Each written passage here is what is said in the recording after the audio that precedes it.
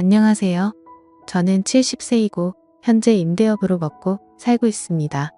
부모님 밑에서 외아들로 살아가다 젊을 적 벌어놓은 돈으로 부동산 투자에 성공한 삶이어서 부러움을 사기도 했습니다.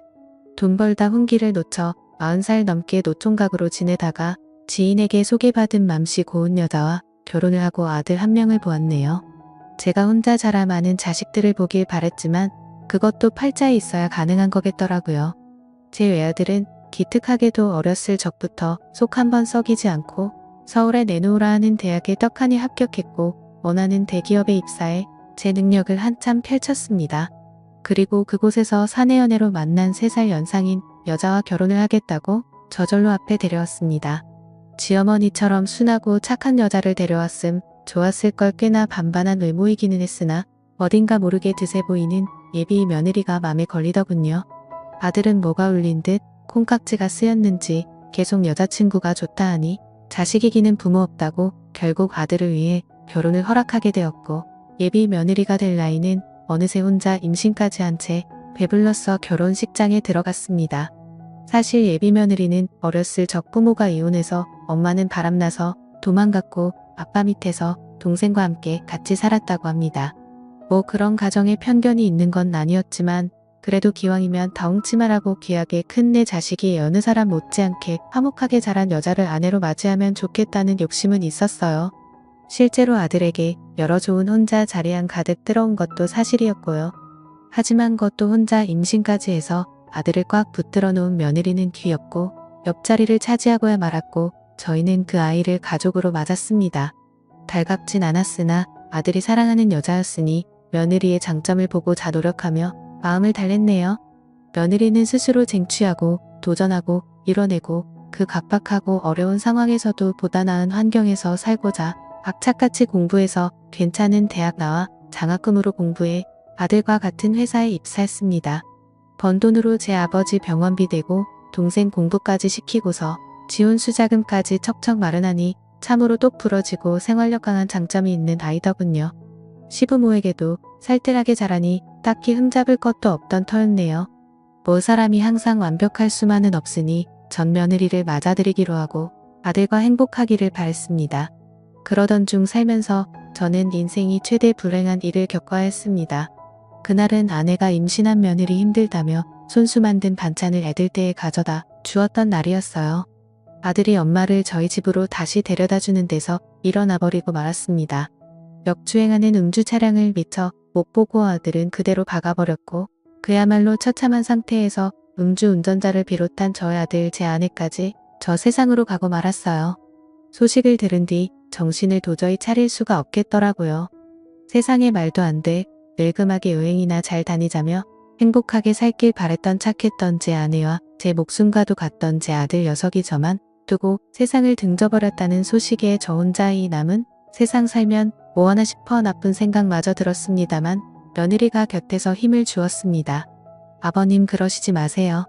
어머님이랑 그이 잘못된 건 너무나 안타깝지만 산 사람은 살아야죠. 제가 부족하지만 더 잘할게요. 이제 제 뱃속에 아기도 태어날 테고 그렇게 저희 가족 다시 한번 잘 살아야 하며 자신의 배를 어루만지는 며느리. 따지고 보면 제 처지보다 며느리 처지가 더 가여울 법인데 노인네가 앞길 창창한 청산과 부된 며느리를 위로해주지는 못할 망정 이런 약한 모습을 보이니 차마 부끄러운 면이 서질 않더라고요. 미안하다 아가, 아버지가 내 마음 헤아리지 못하고 그저 내 생각만 했구나. 내 뱃속에 태어날 우리 손주도 있는데 내 말대로 산 사람은 살아야 하는 게 맞구나. 아버지가 앞으로 단단히 마음먹고 우리 손주 봐서라도 못다한 사람 목까지 잘 살짝구나 하며 며느리와 서로 다독여주기도 했네요. 며느리는 얼마 안가 출산을 했지만 며느리 곁에 있는 사람은 오직 저밖에 없었습니다. 출산하는 그 희망 순간 마저 제 안 사람도 아들도 아무도 없다는 게 참으로 서글프더이다.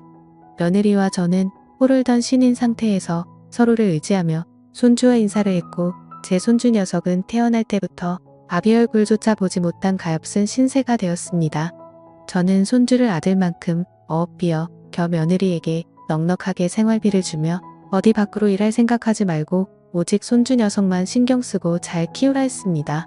처음에는 괜찮다며 제 아이이니 제가 복직해서 돈 벌어 아들 교육시키겠다 했지만 그래도 어디 그런가요? 제가 없는 사람도 아니고 건물 임대로만 웬만한 잘 나가는 월급쟁이 분급 이상 나오는데 저는 손주와 딱 한 며느리를 위해서 아낌없이 내주었습니다. 그렇게 6여년이라는 시간이 흘렀고 연애 때와 마찬가지로 며느리와 가까이 있는 곳에 다 자란 손주 재롱 보면서 저는 가는 세월 붙잡지도 못한 채 나이만 먹어가고 있었습니다.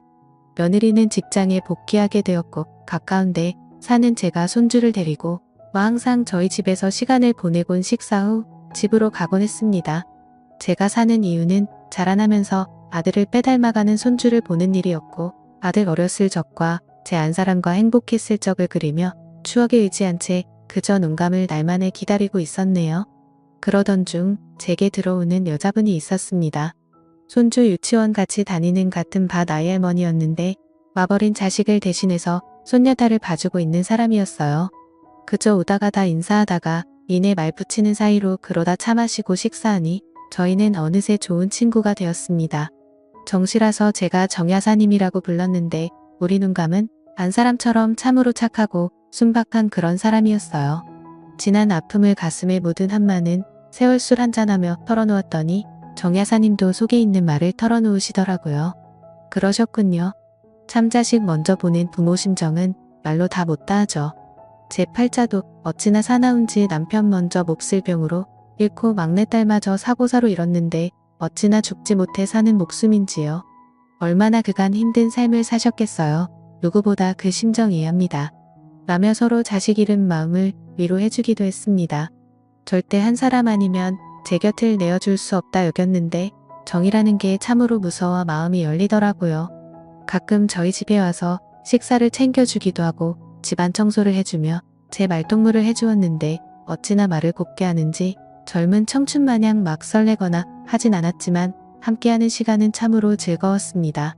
저희는 친구 관계로 넘어 남녀로서 호감이 생겼고 점차 가까워 저 요즘 사람 말로 여자친구 남자친구이지 않은 연인 사이가 되었답니다. 그런데 어느 날 미처 염두에 두지 못했던 일이 생기고 말았어요. 아버님 저 왔어요. 외근 중에 잠시 근처에 왔다가 들렸는데 저희 승준이 유치원에 잘 다녀왔어요 라고 웃으며 들어오는데 그때 하필 제 집에서 정여사와 그 손녀딸이 함께 시간을 보내고 있었고 정여사님은 익숙한 앞치마 타림으로 부업해서 뭐를 한창 만들고 있었습니다. 당황스러워하는 며느리 앞에서 저는 떠듬거리며 정여사님을 소개했습니다. 너들아 인사하거라. 우리 손주랑 같은 반 아이 할머니란다. 라고 인사를 하니 며느리 순간 세해지다 능청스럽게 웃으며 반갑게 정여사님을 맞아주었습니다. 민가 골치가 아파지더라고요. 며느리가 드션년이 있었으나 생각이 깊어 이해해주려니 싶기도 했지만 마음이 썩 편하지 않은 건 사실이었습니다. 며느리는 정여사님을 보낸 후 평소처럼 손주 녀석을 데려갔고 다음날도 그 다음날도 정여사님에 관해 어떤 것도 묻지 않은 채 흘려보냈습니다. 폭풍전야로 저는 며느리의 눈치를 보며 정여사님을 숨어서 만나는 꼴이 되어버렸고 다행히 정여사님은 제 입장을 이해해 주셨는지 서운한 내색을 굳이 드러내진 않더라고요. 그런데 며느리가 어느 날 어떤 여성분을 제 앞에 데려왔습니다. 아버님 서로 인사드리세요. 이분은 저희 친척분 지인이신 한 여사님이세요. 음식 솜씨도 좋고 집안일도 깔끔하게 잘하셔서 아무래도 아버님께 필요하신 분 같아 모시고 왔어요. 월급은 제가 알아서 드릴 테니 걱정 마시고 편안하게 지내세요. 한 여사라 하는 여자분은 두툼한 화장에 세련된 염색된 머리를 하고 전게 차려입고 왔더라고요. 이미 정 여사님께서 가끔 와서 집안일을 도와주던 터이기도 했고 불편하기도 해 저는 좋은 말로 거절했습니다. 허나 며느리 끝까지 제 말은 듣지도 않은 채 계속 이분이 집안일을 해주면 좋겠다고 하는데 막무가내식으로 나오는 며느리의 두 손도 발 들어버렸네요. 아니나 다를까 한 여사가 오고 나선 정 여사님은 집에 자연스레 발길 이뜸하게 되어버렸고 그 틈을 타 한 여사는 제게 다가오기 시작했습니다. 늙음하게 여자복이 터졌는지 한두 번 피하고 거절하니 한 여사는 자존심이 상했는지 노골적으로 저를 유혹했습니다. 오늘 저 집에 안 들어가도 돼요. 제가 얼마 전 와인 한 병을 선물로 받았는데 향기가 아주 그윽하더라고요. 저랑 괜찮으면 한 잔 부딪혀요. 라며 제게 잔을 내밀었고 저는 여러 번 괜찮다 사연이 있지만 밀어붙이다시피 억지로 주는 와인 한 잔을 마신 후 정신 못 차린 채 그대로 골아떨어져 버리고 말았습니다. 그 다음날 깨나 보니 깔끔하게 정돈된 방에 어느 때와 똑같은 아침을 맞아 전 안도를 하며 숨을 쉬었고 날이 밝을 때 손주를 유치원에 데려다 주며 정 여사님과 마주쳤는데 정 여사님이 어느 때와 다르게 제게 비속고친 말씀을 하시더라고요. 승준 할아버지가 저 말고 댁에 계신 분이랑 그런 관계인 줄 몰랐네요. 그렇게 여러 여자를 거느리시는데 소질 있으신 분이신 줄 몰랐어요. 진짜 부끄러운 줄도 모르고 실망이네요. 라며 말씀을 하시곤 제 곁을 지나가시는데 이게 다 뭔가 싶었습니다. 다 오해라며 전 집에 있는 사람하고 아무 관계도 아니고 그 댁은 며느리가 데리고 온 친척의 지인분이고 단지 우리 집에 집안일 도와주시러 오신 분이다라고 설명했으나 감정에 앞서는 정 여사님께는 씨알도 안 먹히는 얘기였습니다. 정 여사님하고 멀어지자 그 틈을 이용해 집에 있던 한 여사는 제 맘에 들기 위해 꽃단장을 하고서 찾아와 말동무도 해주고 집안일도 깨끗하게 쳐주고 정 여사님이 제게 했던 일로써 제 맘을 사로잡으려 했습니다. 게다가 벼랑간 며느리까지 등장해 꽃다갈과 봉투를 내밀더라고요. 어머, 두 분 너무 잘 어울리세요. 그렇잖아도 제가 공연 티켓을 선물 받은 게 있는데 저 혼자 가기는 뭐하던 참이었거든요. 요새 잘나가는 트로트 가수 공연이니 두 분이서 오붓하게 잘 다녀오시고 분위기 좋은 호텔 디너 뷔페 티켓도 함께 넣었으니 좋은 시간 보내시고 오세요. 라며 며느리까지 지원 사격을 해주니 배뜸 흘러가는 상황을 보아하니 며느리가 손을 썼는지 이런 상황을 다 염두에 두고 계획한 것 같더라고요. 워낙 영리하고 빠삭한 아이니 애써 저희 위해 그랬다고만 생각하려 했습니다. 뭐 사실 저 역시 정 여사가 그렇게 나오니 막상 실망스러움에 한 여사를 굳이 피하려 하진 않았지만 사람이 알면 알아갈수록 구관이 명관이다라는 말처럼 교양도 지식도 풍기는 외모의 분위기도 여러모로 정 여사님을 대신할 수 없겠더군요. 오히려 한 여사를 통해 정 여사님에 대한 제 마음이 확고하게 자리 잡음을 느꼈고 저는 용기 내어 다시 한번 정 여사한테 다가가기로 했습니다. 저는 한 여사의 감시를 피해 몰래 정 여사님을 놀이터 뒤편으로 불러내었고 그간 구구절절 심정을 쏟아내며 제 진심을 전해주었어요. 그러자 정 여사도 어쩔 줄 모르고 서 귀엽고 여린 맘에 눈물을 훔치더라고요. 저도 실은 승준 할아버지가 보고 싶고 그립고 했어요. 제가 왜 그렇게 퍼부었나 반정도 많이 했고요. 하지만 생각할수록 제가 다가설 자리는 없는 것 같아 제 맘을 정리하기로 했습니다. 아무리 우리가 인생을 산 세월이 많다 한들 이해할 부분이 있고 도저히 이해가 안 되는 부분도 있잖아요 라고 말을 하면서 제게 휴대폰 사진을 주섬주섬 찾아 보여주더라고요. 그런데 이게 웬일인가요? 저는 휴대폰 사진을 보고 그야말로 숨이 턱 막히는 기분을 느꼈습니다. 그 사진은 바로 저 한 여사가 한 이불을 덮고 자고 있는 모습이었어요. 그 사진이 정 여사님께 전송이 되었다는 겁니다. 저게 언제인지 생각해보니 아무래도 그때 한 여사가 제게 줬던 와인을 마시고 잠시 잠들었던 그날 같았어요. 학렬이 치받는 게 나 모르게 이런 일을 저지른 한 여사를 도저히 가만둘 수 없겠더라고요. 모종의 음모가 도사리고 있다. 여긴 저는 당장에 한 여사가 있는 집으로 들어가려 하는데 어쩐 일로 저 멀리서 며느리 차처럼 보이는 차량이 보였습니다. 평일이라 당연히 회사에 갔을 줄만 알았던 며느리는 연차를 낸 건지 어쩐 건지 가까이 다가가 보니 옆에 익숙한 얼굴의 한 여사와 얘기를 나누고 있었네요. 헌데 그 둘이 하는 얘기가 윈가 심상치 않았습니다. 야, 나 도저히 못하겠다. 저놈의 빡빡한 영감탱이 하나부터 10까지 다 맞춰주는데도 넘어올 기미가 단일도 없어.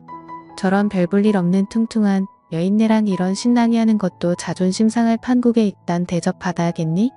하며 더운 듯 부채질을 하고 있는 한 여사 삐축하게 노려보며 며느리가 입술을 깨물며 대꾸하더군요. 그래서 지금 재산 50억을 그 별 볼 일 없는 퉁퉁한 여인네한테 뺏기겠다고. 엄마 우리 아빠 돈 못 번다고 그놈의 돈 쫓아서 남편 자식 버리고 같이 일했던 사장놈하고 도망간 거 아니었어?